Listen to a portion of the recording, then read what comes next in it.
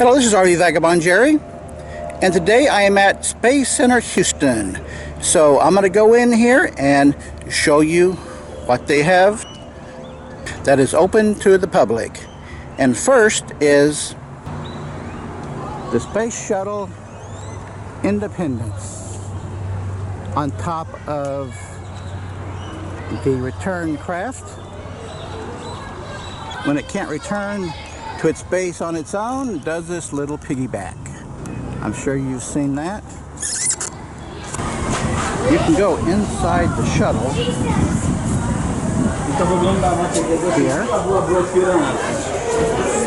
but there's actually not a lot to see inside the shuttle. That's about it. You can also go inside the plane below it, but still there's not much to see there. It's just a huge wide open space.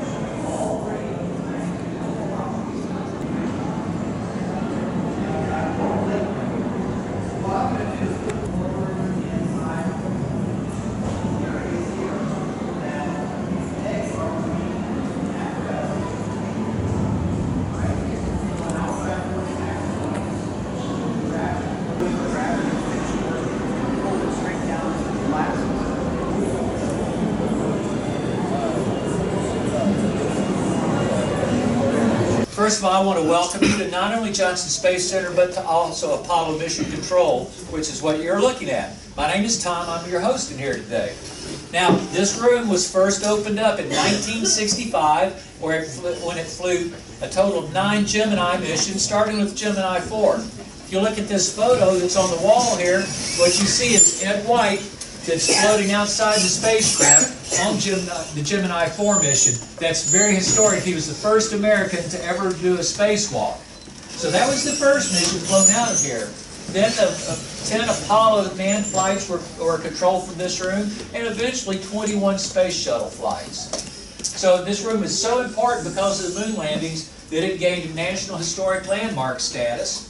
And when it was finally retired in 1992, they tore out all of the newer consoles, and what you see here are historic to the Apollo missions. This is set up the way that it was to control all of those moon landings. Now, one thing you'll see is that the front of the room looks pretty empty, and that's because right now the consoles that should be there are missing. Even though they look like they're in very good condition, you'll see that they're dark. They don't light up. And what they're doing is they're taking out groups of those at a time, and they're fully restoring them so that when they're brought back, all the screens and buttons light up, and they'll show information like was shown during the Apollo flights. They're doing this because we're less than a year and a half away from celebrating the 50th anniversary of the first lunar landing. So this room is so much of a part of that. It was really important that we restore it completely before the celebrations. Now, inside that room, there would have been 19 of these consoles. There would have been 21 operators that were called controllers sitting at them, and each one had a very special set of duties of their own to perform. And each one was very important to the success of that mission.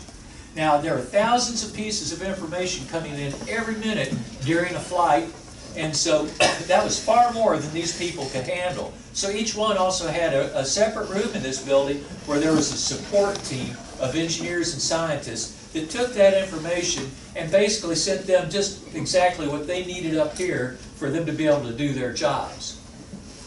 Now let's look, you'll see on these consoles that there's not a keyboard or a mouse on any one of them. For one thing, they hadn't even thought of a mouse yet, much less invented it at the time these were used. But secondly, there are no keyboards because these aren't computers. These are what we call dumb terminals. And the information that came up, that was presented on them, came from somewhere else. and then somewhere else was on the first floor. They had what was called the real-time computer complex there that was one of the finest and fastest computer centers found anywhere in the world. There were 5 mainframe computers in there that were IBM 360 Series 75. Each one of those computers was the size of this room. And each one took 5 to 10 technicians to keep it running. Now, those were the fastest of the day and some of the most powerful computers of the day. And each one had a total memory capacity of 5 megabytes. So if you've taken 3 or 4 digital photos today, even with your cell phone, you just filled up the memory on one of those. Now, I want to show you on the back wall in the corner, you see that American flag back there? There's no other flag like it anywhere in the world. Every time an Apollo spacecraft landed on the moon, they left an American flag behind. And so when Apollo 17 flew, which was our last lunar mission, they took 2 flags.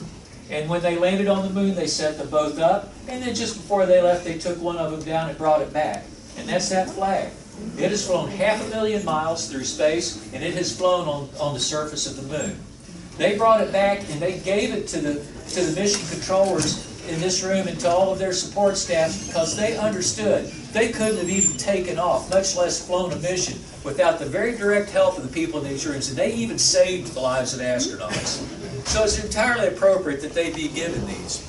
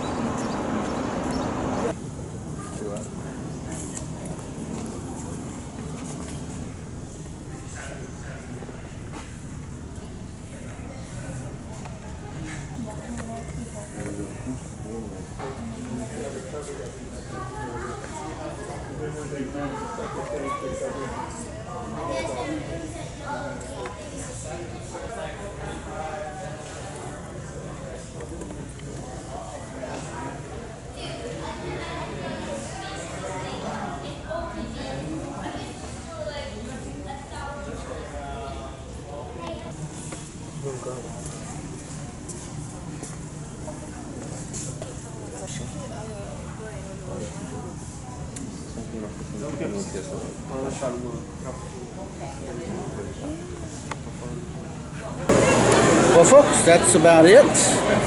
And it costs about $30 to get in to the visitor center, plus an extra $5 for parking. And I bought a bottle of water for $4. This is their cafeteria, but I don't think I'm going to eat lunch here. I was a bit disappointed. It's not quite as much as I thought it would be, especially considering what it cost. I somehow don't think I got $39 worth, but if you're a big fan of the space program, then I'm sure you'll want to do it. If not so much, then not so much. So, good day, folks.